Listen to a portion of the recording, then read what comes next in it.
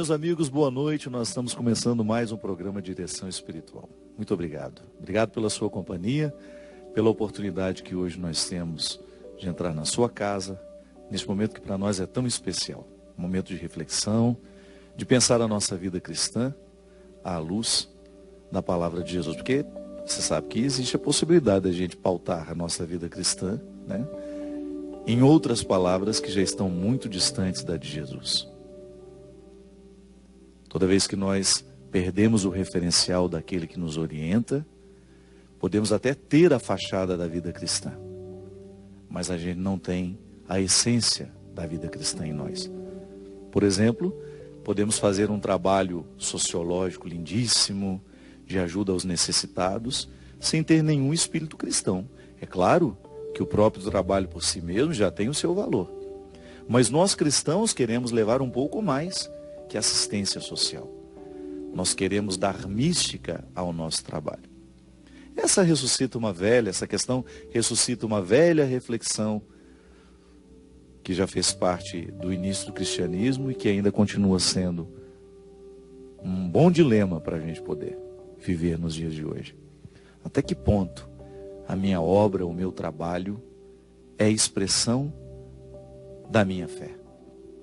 O nosso padre fundador, no tempo que eu fiquei na congregação dos padres do Sagrado Coração de Jesus, Padre Leão Deon, ele dizia de maneira muito simples que Deus não pode fazer nada com as nossas obras se antes ele não possuir o nosso coração. É um movimento que antecede qualquer gesto. Uma mística, né, que nos perpassa, porque é a mística que nos transforma. De nada vale o meu gesto na direção do outro, fazer-lhe bem, se ele também não provoca uma ação em mim. O bonito do cristianismo é justamente a gente identificar essa dinâmica da transformação. E hoje nós vamos ter uma presença que vai nos ajudar a refletir isso, a partir de uma mulher que vivenciou bem a dinâmica desta fé que se mostra pelas obras. Mas aqui eu vou pegar, antes de começar a conversa com o Padre Joãozinho, esse texto da carta de Tiago, em que ele fala justamente dessa necessidade que nós temos de conciliar numa mesma estrutura humana, numa mesma estrutura de fé, a dimensão mística e a dimensão prática. Meus irmãos, diz Tiago, que adianta alguém dizer que tem fé quando não tem obras? A fé seria capaz de salvá-lo? Imaginai que um irmão ou uma irmã não tem o que vestir e que lhes falta a comida de cada dia. Se então algum de vós disser a eles, ide em paz, aquecei-vos e comei à vontade, se lhes dar o necessário para o corpo, que adianta isso? Assim também a fé, se não se traduz em ações, por si só está morta. Pelo contrário, assim é que se deve dizer: tu tens a fé, eu tenho as obras. Mostra-me tua fé sem obras, que eu te mostrarei a minha fé a partir de minhas obras. Tu crês que há um só Deus? Fazes bem. Mas também os demônios creem isso e estremecem de medo.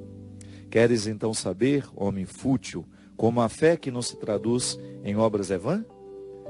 Se o nosso pai Abraão foi declarado justo, será que não foi por causa de suas obras, a ponto de oferecer seu filho Isaque sobre o altar? Como estás vendo, a fé concorreu para as obras, e as obras completam a fé. Foi assim que se cumpriu a escritura que diz: Abraão teve fé em Deus, e isso lhe foi levado em conta de justiça. E ele foi chamado amigo de Deus. Podeis ver, pois, que alguém é justificado com base naquilo que faz, e não simplesmente pela fé. Não foi a prostituta Raabe, da mesma forma, considerada justa em virtude de sua ação, quando hospedou os que vinham reconhecer a região e os fez regressar por outro caminho? Assim, como o corpo sem espírito é morto, assim também a fé sem obras é morta. Boa noite, seu padre. Tudo certo? Boa noite, padre. Continuamos ainda conflituados com a fé e com as obras, né? Pois é. Essa esse binômio aí, fé e obras, já deu o que falar na história do cristianismo. Isso aí é dos primórdios, é a carta de Paulo, né? Mas você não acha que hoje o esclarecimento que a gente vive, e que eu acho que nem passou pelo discurso religioso, não, é um esclarecimento humano, de perceber que as pessoas estão cada vez mais críticas em relação às realidades. Hoje existe uma facilidade maior em compreender a fé através das obras, você não acha? Eu acho interessante, Fábio, que... E essa dissociação parece que não acontece tanto mais. Acho que está superada, ao menos no nível da reflexão teológica, inclusive no diálogo entre luteranos e católicos. É muito interessante que o Papa Francisco confirmou que ele vai na celebração dos 500 anos da Reforma Protestante, ou seja, de Lutero. Uhum. Foi em 1517. Então, no ano que vem, nós vamos ter duas celebrações muito importantes. 300 anos do encontro da imagem de Aparecida, né? 100 anos de Fátima, né? 100 anos de Fátima e 500 anos da Reforma Protestante. E as teses de Lutero se resumem muito em duas, né? Três. Sola Escritura, só a Escritura, só a Bíblia, mas principalmente sola fide e sola gratia, ou seja, só a fé e só as obras. E a gente ficou brigando 500 anos para chegar à conclusão de que estávamos falando da mesma coisa. E aí a Igreja Católica e a Igreja Luterana fizeram um acordo escrito, isso está escrito, você encontra por aí o texto, mostrando que a fé e a graça se completam. Então a graça caracteriza a iniciativa divina, que é soberana, que é única, é só a graça. Mas a graça exige a minha responsabilidade, ou seja, a minha resposta. E isso é a fé. Então, se houve algum erro na manifestação de Lutero e na base da Reforma Protestante, foi este reducionismo. Porque não dá para dizer só a graça ou só a fé. Seria a mesma coisa que dizer só Deus ou só o homem. Na verdade, a iniciativa gratuita de Deus se completa na nossa resposta. E Agostinho também tem uma solução interessante para isso, né? Que todo e qualquer movimento do humano para ser bom já é um influxo da graça em nós. Eu não tenho nem como me arrepender do meu pecado, eu não sou capaz de nenhum gesto de bondade se antes não estiver movido por essa ação gratuita. Tem uma frase interessante de Agostinho nesse sentido que diz: Deus que me criou sem mim não pode me salvar sem mim. Justamente. Ou seja, Deus pede o meu sim. É interessante aquele texto de Maria, não é? Que o anjo chega, faz a proposta, explica que tudo depende da graça, mas no final pergunta aí, você aceita? E ela diz, eis-me aqui. Esse eis-me aqui é a resposta humana. Há algo de nós do qual Deus precisa. É a nossa resposta, porque Ele quis nos dar liberdade. Então essa dinâmica da proposta de Deus com a resposta humana é o que faz o diálogo de salvação. E faz com que o discurso religioso se torne plausível, né, padre? A gente crer com razão é tão interessante, a gente não precisar abrir mão dos recursos da inteligência, da reflexão. Você identificar que uma postura religiosa, ela tem fundamentos antropológicos sustentáveis diante de qualquer ateu. Olha, eu creio em Deus e isso se manifesta em mim de maneira natural, porque ao crer em Deus, eu sou naturalmente impulsionado a um respeito humano, a uma vida virtuosa, a uma compreensão ética cada vez mais profunda das realidades, das situações. Eu acho que isso acaba sendo um benefício para os dias de hoje. Uma fé encarnada, que não abra mão dessa reflexão. Uma fé razoável. Razoável, isso mesmo. Crer com razão. Crer com razão. Quer dizer, o Papa João Paulo II tem uma encíclica chamada Fides et Ratio, a fé e a razão. Ele tem uma imagem interessante, ele diz: a fé e a razão são como as duas asas de um pássaro, sem uma das duas ele não voa. Então ele chega até a dizer, a fé sem a razão é fideísmo. É o problema hoje de um fideísmo louco que mata porque em nome da fé, e chama isso de religião, né? Justamente. E o outro é a razão sem fé, sem transcendência, sem perfume. É uma comida sem sal, né? É um discurso sem propósito. Você que estudou profundamente a teologia da libertação, Em alguns braços da teologia da libertação, a gente acabou presenciando isso também, né? De uma experiência religiosa que se limitava a uma ação social. Parece que faltou um pouco de mística no discurso. Não estou dizendo em todos, não, pelo contrário. Acho que o que prevaleceu na teologia da libertação em muitos grandes pensadores foi justamente essa compreensão de Tiago, de uma fé que passa pela ação, mas que não abre mão da mística. Mas em alguns braços dessa teologia acabou tendo um certo exagero, né? Mas até pelas urgências, quem vê a necessidade do faminto, do pobre, né? do pobre, necessitado, tem pressa. Você falava aí dessa mulher, a Madre Teresa de Calcutá, né? Ela é uma mulher apressada. Interessante que para Madre Teresa de Calcutá, o carisma tem alguma coisa a ver com a pressa, né? Ela era uma mulher apressada. Eu estudei um pouco da vida dela e percebi que ela levantava 4 da manhã, como até hoje as missionárias da caridade levantam muito cedo e rezam durante 2 horas, porque o dia inteiro delas vai ser uma correria apressada para socorrer as urgências da fome, da miséria, da desnutrição e de tudo que são efeitos colaterais. E com uma disposição, né, João? Eu não tive oportunidade até hoje de encontrar uma irmã da congregação de Teresa que não demonstrasse uma inteireza, uma satisfação de ser quem é. Na faixa de Gaza eu fiquei tão impactado. Foi a situação que mais me impressionou naquela viagem.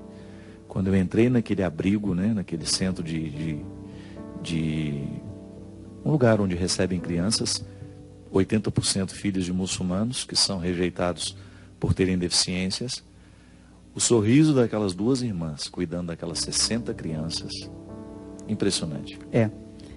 Muita gente não entendia a dinâmica mística de Teresa de Calcutá diante da iminência da morte. O sujeito vai morrer, mas ela dava a ele uma dignidade, né? E era interessante porque se ele era hindu, então ela levava água do rio Ganges, do rio Sagrado, colocava na boca como uma forma de saciar a sede. Se ele era cristão, a unção dos enfermos. Se ele era judeu, tinha outro rito. Então, é uma forma linda de diálogo e de respeito à fé do outro, né? Por isso, eu acho que Teresa de Calcutá não é apenas uma santa de cidadania católica, né? É uma santa de cidadania universal. Você sabe que Teresa de Calcutá é a primeira pessoa que recebeu a canonização civil pelo Prêmio Nobel da Paz, né? E que recebe também a canonização cristã católica. Vai ser. João Paulo Os dois II, reconhecimentos, né? João Paulo II foi indicado, mas não chegou a receber, nem póstuma. Mas Madre Teresa de Calcutá é a primeira Nobel da Paz que recebe. Que também será santa. Francisco receberia, Francisco de Assis, né? Ele é o símbolo da paz. É o pai de tudo isso, né? Eu acho que Teresa de Calcutá é a expressão atual, contemporânea de um Francisco de Assis. Ela está na estatura ela é medalha de ouro na santidade, né? Não é medalha de ouro, é 3, 4, 5, tem esses que ganharam 3, 4, 5 medalhas que estão acima. É um Bolt. Isso, alguma coisa assim. Correndo, né? Bem na frente. Está correndo bem na frente. Tanto que a gente levou tempo para entender. Essa questão tem me feito pensar muito. Às vezes eu encontro algumas pessoas que parece que elas estão num outro estágio de evolução espiritual. Essa capacidade, por exemplo, de não enxergar diferença religiosa, isso para mim é um fruto de evolução espiritual. De você só enxergar o ser humano. Ser humano com alguém que está visitado pela indigência, como alguém que me mostra quem eu sou, essa absoluta identificação com o outro. Interessante que um líder religioso que consegue isso tem uma repercussão muito grande nos dias de hoje. Por isso que talvez seja interessante essa oportunidade de retirar um pouco esse aspecto angelical de Teresa, que eu acho que vai fazer bem, mostrar esse humano que via no outro um humano e só. Como você mesmo está dizendo, o trato da diferença vinha depois, mas no primeiro momento ela não queria saber se era uma prostituta, se era um ladrão. ela está muito próxima da radicalidade cristã, né? De não ter esse filtro para poder dizer, olha, aqui nós só vamos abrigar, só vamos dar o direito de morrer com dignidade àqueles que estiverem professando a mesma fé que nós. Fábio, muda tudo quando a gente coloca Teresa no tempo e no lugar dela. Por exemplo, a gente fala muito de Gandhi, né? Gandhi é outro símbolo. Vamos dizer assim, é um santo hindu, né? Homem da paz. Reconhecido por eles da mesma maneira como nós reconhecemos os católicos. Quando foi a independência da Índia em relação à comunidade britânica? 1947, em Calcutá. Quando é que foi a grande decisão de Teresa de Calcutá de sair de um colégio onde ela era professora de geografia, de meninas ricas, e ir para o meio da rua e se tornar a Santa das Sarjetas? Ela decidiu isso no dia 10 de setembro de 1946. Estava tendo a revolução não armada.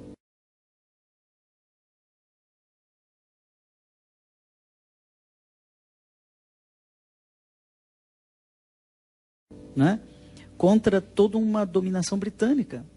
Então, tudo isso aconteceu muito junto. Gandhi e Teresa de Calcutá estavam ali, né? Você juntos. sabe se existe registro desse se não encontraram encontrei. em algum momento, não? Não encontrei. Com a Indira, devia se sim. admirar de longe, né? Com Indira Gandhi, sim. É? Com Mahatma Gandhi, eu não encontrei. Mas o ideal dos dois, da não violência, da paz, de um mergulho humano, assim, radical, né? Quase que incompreensível, da concepção humana da história. Porque Teresa de Calcutá foi professora. Durante 17 anos ela ficou. E finalmente, não sei se você conhece a história, naquele dia 10 de setembro, ela já estava doente, então mandaram ela para o norte, lá para o Himalaia, 600 quilômetros de Calcutá, para ela fazer um retiro.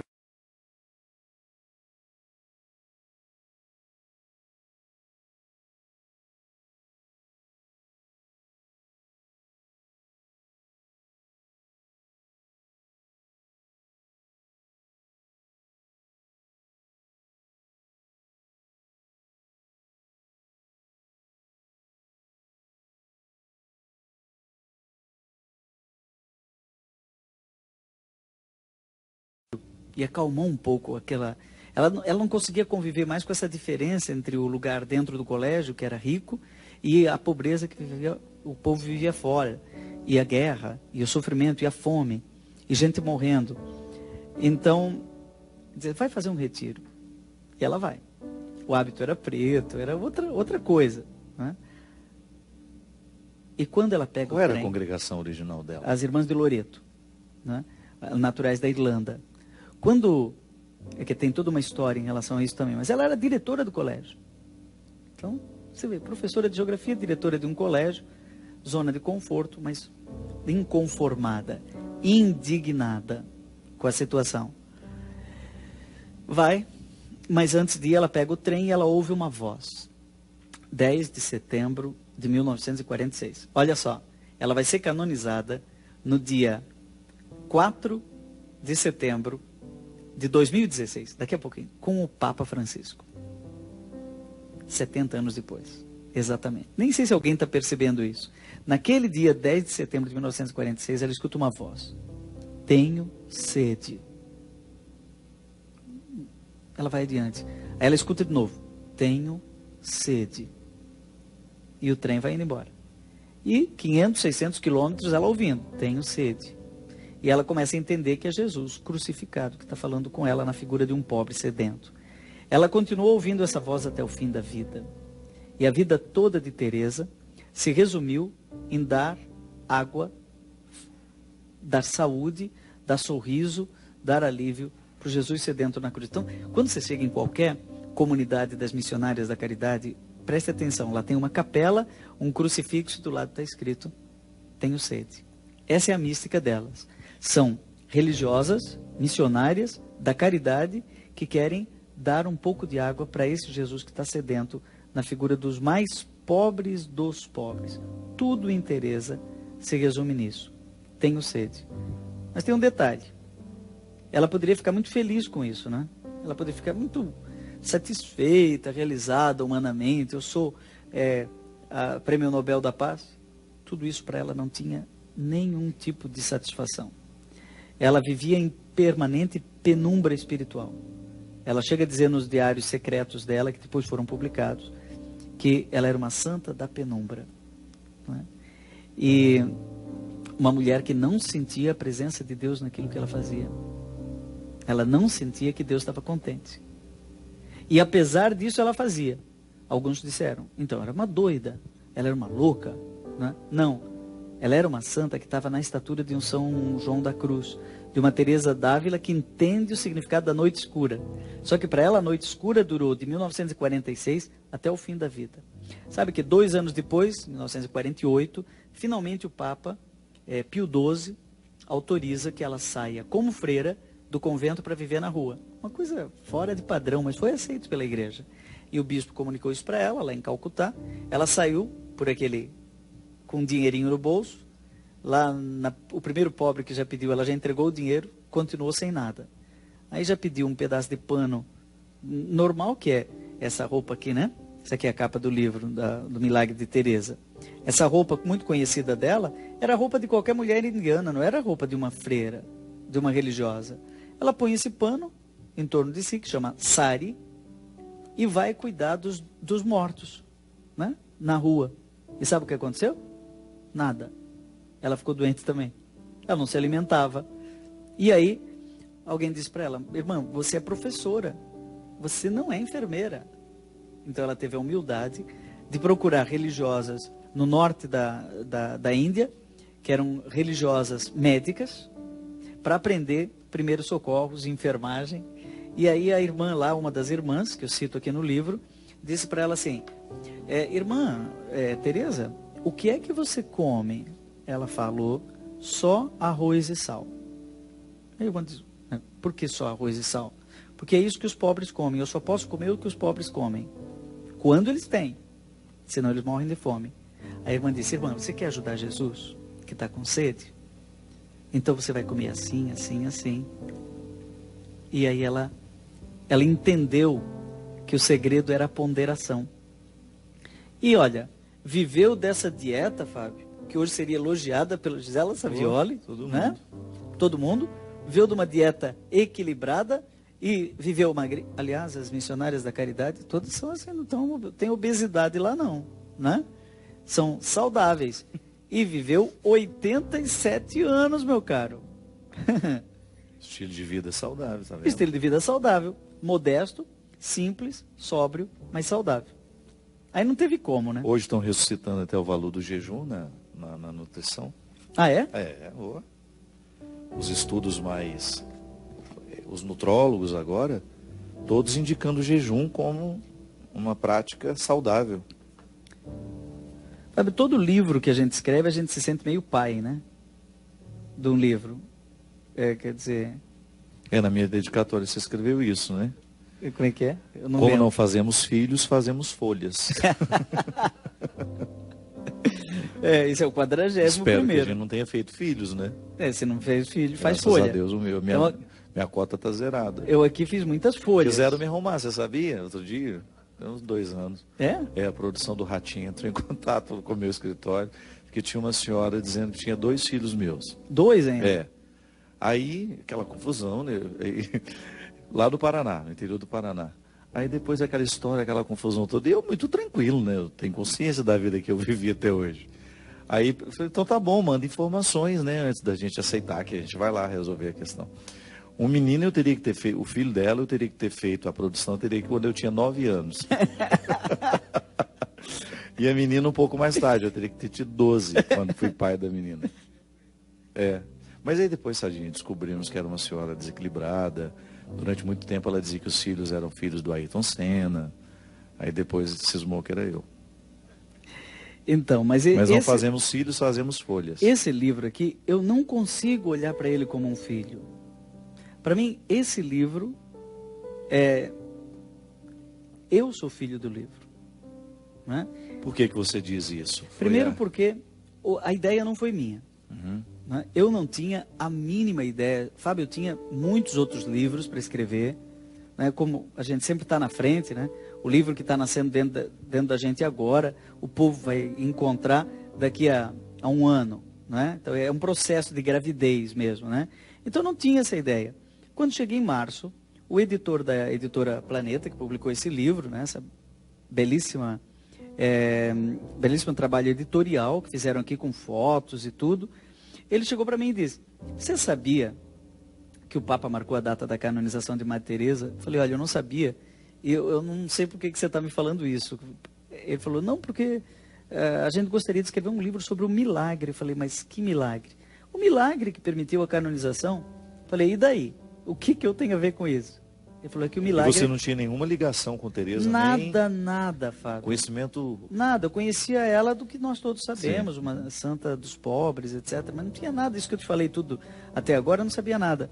Aí eu falei para ele assim: e o que eu tenho a ver com isso? Ele falou: o milagre aconteceu no Brasil. Eu falei: aonde? Em Santos, São Vicente, na ilha de Santos, que é uma ilha, você já se deu conta? Sim. Que aquilo é uma ilha com um pulmão que tem os dois lados? Muito interessante a geografia de lá. Lá aconteceu esse milagre em 2008. E aí, a história, meu caro, eu fui lá. E você vai contar daqui a pouquinho como é que foi a saída a Santo São Vicente.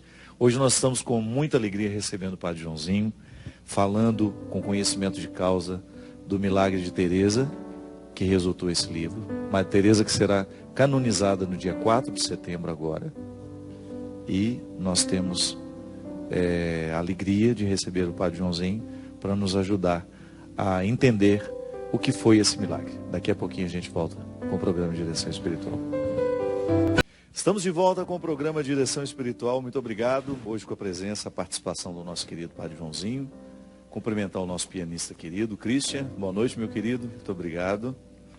Queria fazer um convite a você que é de Feira de Santana. Próximo sábado, dia 3, eu estarei aí. No dia 4 eu estarei em Itaberaba, primeira vez que vou ter a oportunidade nessa cidade aí também, na Bahia. Dia 7 de setembro no Congresso Love em São Paulo, um congresso para mulheres. No dia 10 no Rio de Janeiro, no Vivo Rio. No dia 18 em Teresina. Dia 21 em Guariba. Dia 23 Curitiba.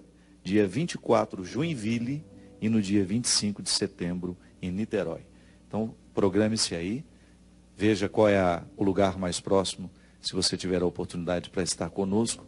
Serão várias passagens pelo Brasil, levando esse novo show, A Estrada Sou Eu. Você é o nosso convidado. João, quanto tempo você levou para escrever esse livro? 1 mês. O bispo de Santos... Fábio, você está igual um coelho também para escrever livro. O bispo de Santos, que dá o Nick Wobstad, quer dizer, significa que o livro não tem nenhum problema, né? O livro está de acordo com o que a igreja pensa. Dom Tarcísio Scaramuzza, ele, quando pegou o original, eu fui lá em abril e em maio eu entreguei o original para ele, 200 páginas. Ele olhou e disse: isso aqui é mais um milagre de Teresa. O título é o segundo. O título é o terceiro, né? Porque para fazer, para ser beatificado tem que ter um milagre, para ser canonizado tem que ter um milagre. Ela foi beatificada em 2003 por João Paulo II. E o milagre foi onde, na beatificação? Foi na Índia. Não é? E engraçado, ela é uma santa já tão popular, né? Mesmo antes de ser... Dá uma impressão de que já é... E tudo indicava que a canonização dela seria rápida. Muito rápida. Aí passou 2003, 2004, 2005 o Papa João Paulo II. Mas o que faltou? Milagre? Milagre não vinha. Não, mas não é qualquer milagre. Como ela é uma santa, que é uma santa de cidadania universal, então precisava aquilo que o postulador da causa, o padre Brian, chama de um fato forte e sólido. Não podia ter nenhuma dúvida que realmente aquilo era uma intervenção divina. E ele aconteceu no Brasil? Em Santos. Como é que foi essa história? Então, aí aconteceu o seguinte, deixa eu contar um pouquinho a história, mas depois o pessoal vai ler o livro, né? Claro. Tá tudo contado tintim por tintim. Mas faz o spoiler no livro para nós. Muito bem. Aí aconteceu o seguinte, o editor me fez essa provocação que eu estava falando no bloco anterior. Padre Joãozinho, nós queremos que você escreva sobre isso. Aí eu pesquisei a vida dela, está ali no primeiro capítulo, aquilo que a gente conversou no bloco anterior, que eu falei de 1946, a experiência dela do Tenho Sede, aquele negócio todo, como ela virou uma freira da rua, e tudo está no primeiro capítulo. Em 79 ela recebe o Prêmio Nobel da Paz, e enfim. E morreu em 1997. Grande amiga de João Paulo II. Detalhe, a Madre Teresa de Calcutá não era lá muito amiga de exigir um milagre para a canonização. Mas logo aconteceu um milagre, depois da morte dela, e em 2003, veja, 97 ela morreu, 6 anos depois foi declarada beata. Uma beatificação muito rápida. João Paulo II não demorou, mas ele também morreu, em 2005. Quando chegou em 2007, descobriram todas as cartas que falavam dessa aridez dela. Não de uma crise de fé. O padre Raniero Cantalamessa costuma dizer que ela não tinha crise de fé, ela tinha prova na fé. Ela era provada na fé. E provava a fé pela caridade. Aquilo que você leu no início desse programa, da carta de Tiago, né? Eu te mostro a minha fé com as minhas obras. É o que ela fazia. Ela mostrava a fé, a sua fé de penumbra, com a solidariedade com os pobres. Então, ela foi beatificada em 2003, João Paulo II também morreu em 2005, mas eles tiveram uma história interessante. Um dia ela chegou na missa, de manhã, tá narrado no livro isso, e ela disse o seguinte: nós precisamos de um santo para os leprosos. Aí o Papa riu, né? Disse: bom dia, irmã. Porque ela tinha trânsito tranquilo no Vaticano. Ela entrava, passava pela guarda e ia até a capela privada do Papa João Paulo II. Ela era eram amigos. Amigos. E às vezes ela levava quem ela queria. Criava uma confusãozinha ali no Vaticano. E ela ia apressadinha, né? Baixinho, 1,50 m ela tinha. Chegou lá, o Papa disse: irmã, vamos celebrar a missa. Amanhã, o nosso cardeal da Congregação para as Causas dos Santos vai até a sua casa. O cardeal baixinho que nem ela chegou no dia seguinte, 6h30 da manhã. Bateu na casa dela e disse: o Papa me mandou aqui. Aí ela disse: nós precisamos de um santo para os leprosos. Ela estava abrindo em Calcutá uma obra de acolhida de leprosos. E não achou santo para colocar o nome da casa. E aí o cardeal disse: irmã, você deve estar pensando em alguém.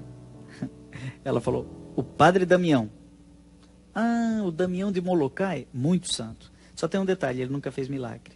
Ela pegou a Bíblia, abriu e disse: tá aqui, Evangelho de João. Ninguém tem maior amor do que aquele que dá a vida pelos seus amigos. Ele deu a vida, morreu com lepra, lá no Havaí, na ilha de Molokai, a ilha maldita. Então, vamos fazer ele santo. Aí o bispo disse: irmã, fazem 400 anos que a igreja pede um milagre para atestar a santidade. A senhora acha que a gente vai mudar uma tradição de 400 anos da igreja? Aí a Madre Teresa olhou para ele e disse: 400 anos? Já não está na hora de mudar? Insistente a freira, né? Aí a leitura que ela fez perfeita, né? Mas o cardeal era muito esperto. Ele olhou para ela e disse assim: irmã, seja sincera comigo. O que a senhora acha que é mais fácil? Convencer Deus ou convencer um bispo? Ela olhou para ele e disse assim: é mais fácil convencer Deus, porque os bispos são difíceis de a gente convencer. Bispo, padre. Ele falou: então por que a senhora não pede para Deus? Para ele dar um milagre para o santo Damião? Ela disse: o senhor tem razão. Venceu a Madre Teresa, que era difícil. Ela era teimosa. Né? Bom, ela era prática, né? Prática. Resultado, Fábio, a história vai longe, mas alguns anos depois, o Papa João Paulo II canonizou São Damião de Molokai. E ele se tornou o patrono dos leprosos. E ela era viva ainda? Não? Ela era viva, e ela estava lá. Só que daí ela foi para o céu, 97. Em 2005 foi o João Paulo II, e ela não era canonizada. Certamente os dois conversaram lá, né? Eu não sei se aquele cardeal faleceu também, e foram continuar o debate do milagre lá no céu, né? E para ela, a canonização dela, não aconteceu o milagre, né? E em 2008, aí que vem um fato interessante, aconteceu lá em Santos a cura de um sujeito que tinha hidrocefalia, quase 8 abscessos no cérebro, agravado por hidrocefalia obstrutiva. Então, um médico chamado o Dr. João Luiz Cabral Júnior, eu falo o nome dele porque ele me autoriza a falar, está no livro, tudo isso que eu estou falando está no livro, com detalhes. Eu entrevistei esse pessoal, fui lá, né, atestei em loco.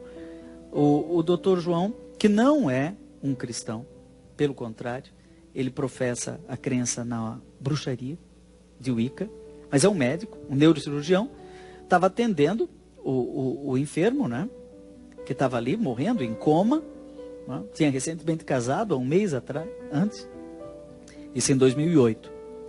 E chega para a esposa e diz, olha, seu marido está com 8 abscessos, é praticamente impossível reverter o quadro, só que tem um agravante. Agora começou a aumentar a quantidade de líquido no cérebro e isso vai provocar uma compressão das veias e ele pode morrer a qualquer instante.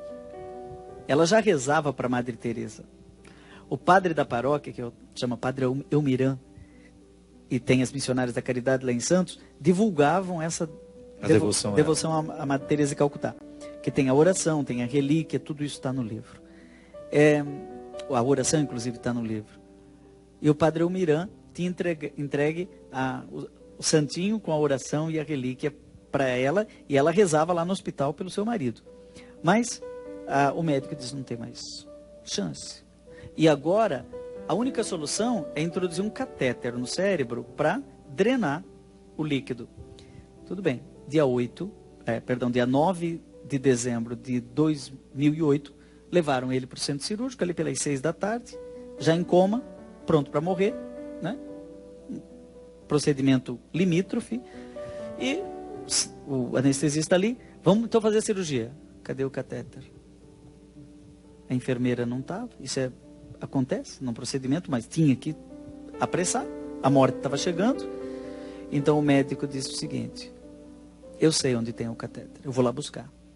Se desparamentou, foi 20 minutos mais ou menos, ele voltou com o catéter na mão, pronto para ordenar anestesia e começar a fazer cirurgia de altíssimo risco. Ele me disse que era 90% de risco. Né? Ou tudo ou nada. Naquele momento o doente abriu os olhos. A esposa, a família, a igreja, a paróquia, o Padre Elmiran, todo mundo estava rezando para a Madre Teresa. O doente abriu os olhos, olhou para o médico e disse, onde é que eu estou? Isso aqui é um centro cirúrgico?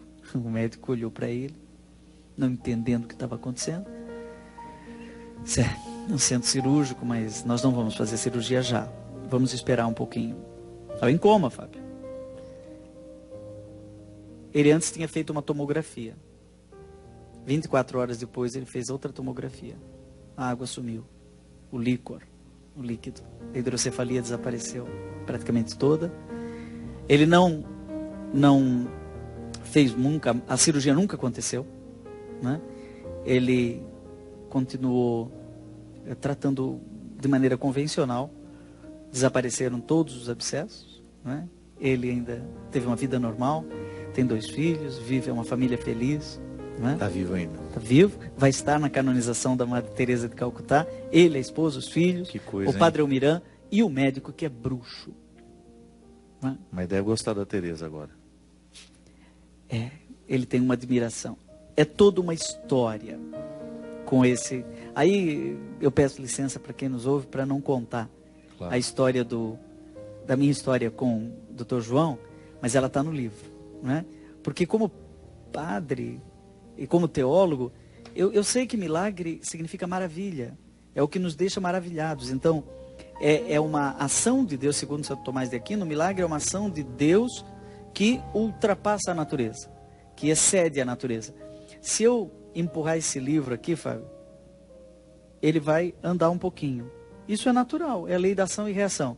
Mas se eu empurrar um pouquinho assim, e ele for até ali e voltar, isso excedeu a natureza, não dá para esperar. Um remédio tem também uma reação esperada pela medicina, conhecida pela química. Então a igreja consultou vários médicos, eu entrevistei todos. Um deles, por exemplo, é conhecido nosso aqui da Canção Nova, é o Dr. Nasser, do Rio de Janeiro, que tem livro pela Canção Nova. Né? Conheço o Dr. Nasser. Ele foi uma das pessoas, porque como ele é neurocirurgião, ele foi uma das pessoas que analisou toda a documentação. Só que detalhe, isso aconteceu em 2008.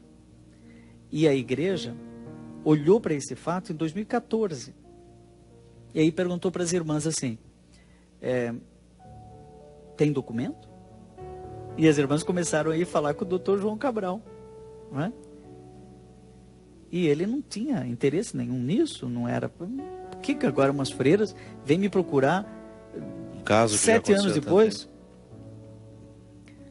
E aí tem toda uma história, por que ele decide arrumar que para mim é um outro milagre.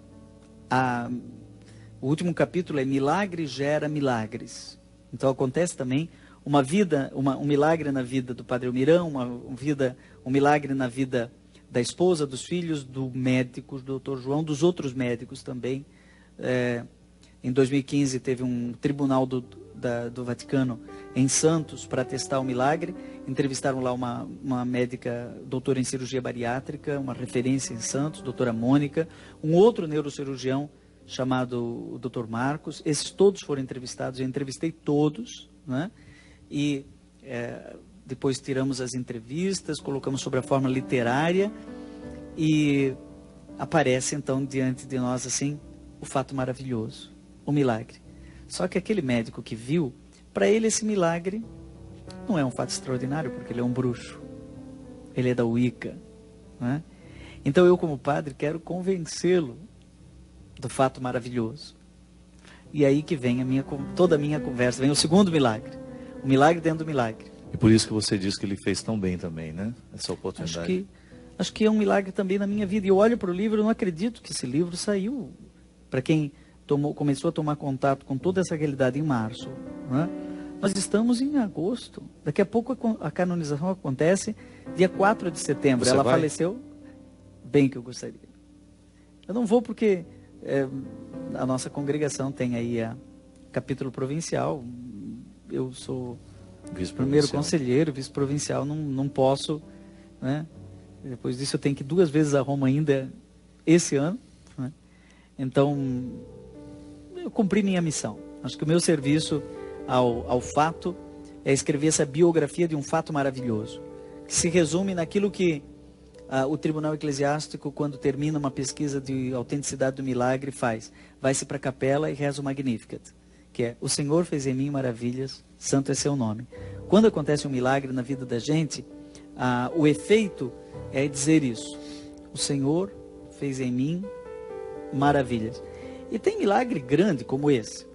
Caramba, uma pessoa já praticamente morta acorda diante do médico, e aí todos os médicos, é impressionante, Fábio, todos os médicos quando pegam assim, quando se conta a história, eles dizem: não, isso é um antibiótico, não, isso aí é um procedimento, não, isso aí foi o catéter. Aí pega assim a primeira tomografia e a segunda tomografia, compara uma com a outra. Teve médico que começou a chorar. Eu disse: não é da mesma pessoa. Só que eu perguntei para um deles: como é que você pode me comprovar que essas 2 tomografias são da mesma pessoa? Eles disseram assim: padre, se você tiver 2 fotos da sua mãe, você sabe que é a mesma pessoa? Sei. Pois é.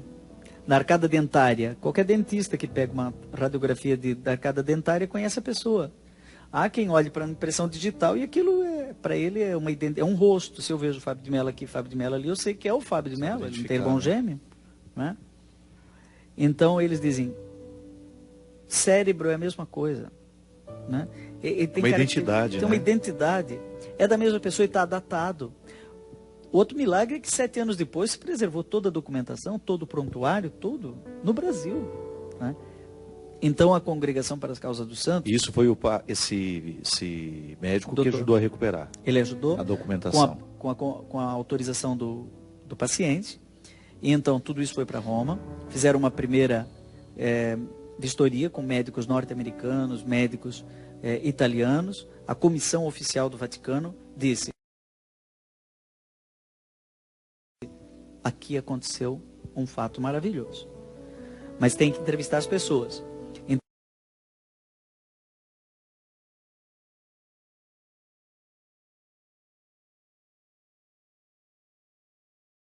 Então, em junho, até junho de 2015, o Dr. Nasser, do Rio de Janeiro, fez mais uma análise e fez a análise do doente.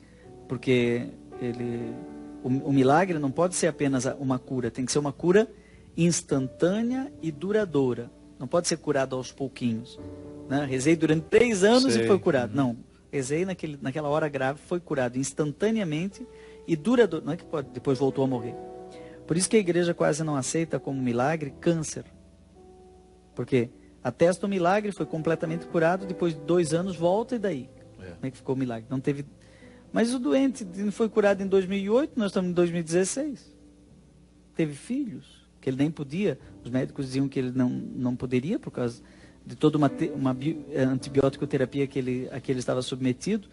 Enfim, o Dr. Nasser fez a pesquisa, atestou, depois os 2 médicos de Santos, o tribunal, entrevistaram todo mundo e no final levaram isso ainda para a comissão dos médicos, onde tem até médico ateu no Vaticano, e depois para a comissão de teólogos para fazer a ligação entre o fato clínico e a intercessão, para ver se realmente tem ligação entre Madre Teresa e aquele fato. E claro, ali estava claríssimo. Ô João, que interessante, né? E que bonito para nós brasileiros termos essa participação no milagre de Teresa, né? Você vê que já é a 2ª vez, porque em Santos já teve o milagre de Santa Baquita, né? E agora o 2º milagre. Da canonização de Santa Baquita foi em Santos. E o milagre de Teresa em Santos. Eu perguntei para o promotor de justiça, que é o antigo advogado do diabo, né? Foi a pessoa que abriu as portas para quase tudo isso lá na diocese, autorizado pelo bispo, né? Que é o padre Caetano Ritz, é um canonista. Ele foi nomeado como advogado do diabo. O advogado do diabo tem que provar que não foi milagre. Que não foi milagre. É a dinâmica própria que a igreja coloca. Tem que ter o amigo da onça ali, né? O advogado do diabo. Vai provar que não foi nada disso que aconteceu. E daí o padre Caetano, ele abriu as portas e eu entrevisto ele aqui no livro. Aliás, quando chego a Santos, a primeira pessoa que eu entrevistei foi ele, né? E aí eu perguntei para ele, Padre Caetano, qual é a pessoa que eu devo entrevistar que vai me dizer exatamente o que aconteceu? Ele falou, olha, tem que ser o Dr. João Cabral. Mas é difícil falar com ele. Ele também abriu as portas. Então eu conversei com o Dr. João Cabral, com a doutora Mônica, com o Dr. Marcos, com todo mundo, né? Foi um milagre dentro. E como é que o Dr. Dr. Cabral hoje compreende essa participação dele numa decisão tão importante da igreja, em fazer santo uma mulher que já gozava do carinho e do reconhecimento público? Dentro Ele da sabe crença, da importância disso? sim. Tem Dr. João Cabral é filho de um padre. É de tirar o fôlego, não é, Fábio? coisa. A história é de deixar a gente suspensa. Um padre português, chamado Cabral, que depois de 500 anos Cabral volta para o Brasil, descobre de novo essa nação. Cabral ia para a Índia, não é? E aí a Madre Teresa da Índia vem para Santos, onde tem o primeiro hospital da América Latina, onde tinha um porto dos escravos. Que coisa, né? A matriz cultural do ligação, Brasil né? É o tráfico de pessoas. E ali naquele lugar onde era o porto dos escravos, onde nasceu o Brasil sacana, do jeitinho, ali se torna Porto dos Milagres. Ali aconteceu o milagre de Teresa. Aconteceu também o milagre de Baquita. Eu falei para o Padre Caetano assim, ele é muito engraçado. Falei, padre, então Santos é a terra dos santos? Ele me respondeu, e dos santos. Do time de futebol. Mas é isso, né? Mas o médico tem essa compreensão? Como é que ele encarou tudo isso? No último capítulo, eu volto para conversar com ele, conversamos mais 3 horas. E aí ele me contou, né, por que ele resolveu abrir o cofre, né? Mas esse outro milagre eu acho que eu vou deixar para quem lê o livro. Deixamos para quem lê o livro. O fato é que nós temos agora a oportunidade de conhecer esse milagre. A canonização já vai ser essa semana, no domingo, não é isso? Exatamente. Oportunidade que a gente tem de tomar conhecimento do fato. Dá tempo ainda. Procura uma livraria aí para você saber exatamente qual é o motivo. Como estava dizendo anteriormente, a gente fica muito feliz por saber que foi em nossa terra que Teresa teve esse milagre que a elevará à glória dos altares. A gente fica muito feliz. Padre, parabéns pela iniciativa, importante demais, né? Ter a oportunidade de mostrar, a partir do seu estudo, da sua dedicação. A oração que foi feita... Já está em todas as livrarias? Já. Todas as livrarias do Brasil. A oração está na lombada, a mesma oração que foi feita. É a oração do milagre. A oração do milagre. Quer lê-la aí para nós? Ah, maravilhoso, né? Quem está em casa pode rezar também. Quem sabe não tem alguém ali que precise desse milagre neste momento. Bem-aventurada Teresa de Calcutá, tu permitiste ao sedento amor de Jesus na cruz tornar-se uma chama viva dentro de ti. Chegaste a ser luz do seu amor para todos. Obtém do coração de Jesus esta graça que te pedimos agora. Ensina-me a deixar Jesus penetrar e possuir todo o meu ser, tão completamente, que a minha vida possa também irradiar a sua luz e o seu amor para os outros. Amém. Amém. Muito obrigado, Padre. Uma honra sempre tê-lo aqui conosco. Alegria, Fábio. Podia conceder-nos a graça da bênção final, pedindo também as graças de Teresa sobre nós, né? Aproveitar que nós já estamos envolvidos pela mística de Teresa, pedir a Deus também a graça de ter um coração que nos mova na direção dos necessitados e que a gente possa praticar a nossa fé de maneira muito concreta através do amor dos que precisam de nós. Que o Senhor nos abençoe, nos guarde, volte para nós a sua face sorridente e nos dê a paz, mas também a inquietude para ir em socorro daqueles que estão com fome ou com sede, com algum tipo de carência espiritual ou material. Por intercessão de Santa Teresa de Calcutá, abençoe-nos o Deus Todo-Poderoso, o Pai, o Filho e o Espírito Santo. Amém. Até a semana que vem, se Deus quiser, estaremos de volta com o programa Direção Espiritual.